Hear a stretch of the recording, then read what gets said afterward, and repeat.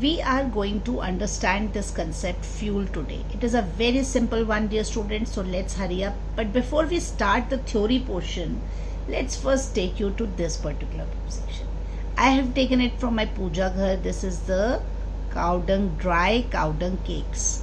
We oftenly use it in our religious purposes. I can share with this white color border thing is the camphor, right? This is also something that I can burn, and it will also give me the heat. But I will not call it a fuel, but I will definitely call this as a fuel. In our rural places, still people are using this cow dung cakes to cook the food. So now comes, what is fuel?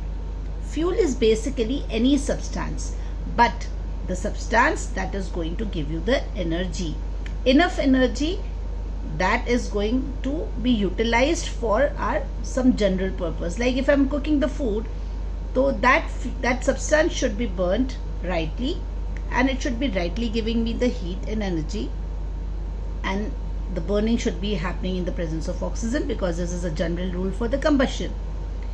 What kind of classification of fuels do we have? Though the categories can be made in many of the ways, but basic category is the solid, liquid and gaseous fuel. Solid fuels, they are very difficult to store because they need space. They leave ash on burning. But the liquid fuels, dear students, they are we have seen them to be utilized in the vehicles, and the gaseous fuel is the most common one. The LPGs, the CNGs, the petroleum gas, right? What decides that the fuel should be a good one or a bad one? Basically, when we are going to purchase certain things from the market, we choose the best possible characters in that. So when we are into the market of fuel, we are going to purchase a fuel. I'm going to see, is it giving me enough energy? That is high calorific value. Its calorific value should be good enough so that I can utilize its energy for my purpose. Number 2, ignition temperature. The minimum temperature at which that fuel starts burning should be moderate, not too high, not too low, right? It should have moderate rate of combustion. So when it burns, it should be burning moderately. Moderately means it is somewhere in between, not too high, not too low. It should be easily available and economical. It should be easy to store and transport. Now, do you think this cow dung cake is easy to store? No, I guess. Is it readily available? No, I guess. This particular dung cake, is it burning with a good calorific value? No, I guess. So that is why I will not classify as compared to if somebody is giving me an option, ma'am, do you want LPG cylinder or you want a cow dung cakes? So being a working woman, I will prefer the LPG gas, because this particular gas is better than this cow dung cakes. Reason, it is following all these norms. It is providing me a good energy. It is ignition temperature is quite normal.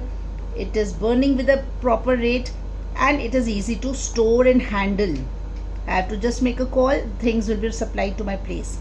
And on combustion, it does not release harmful gases, and you might have heard in rural areas lot of smokes come out from the chulhas, so this can be avoided.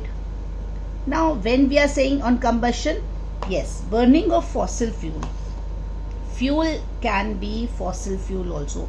If we are digging it out from the deep layers of the earth, then it is fossil fuels. So my dear class, we will take up another video on that, what is fossil fuel.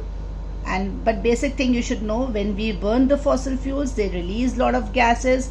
I have taken a series of it: carbon monoxide, carbon dioxide, sulfur dioxide, SPM, suspended particulate matter. But this to be taken in the next video. Right now you will focus on what is a fuel, the definition, the types and the characteristics of an ideal fuel. Now one important thing, you should also know in your backhand that fuels can be renewable and can be non-renewable. We will discuss it in this particular video. Thank you.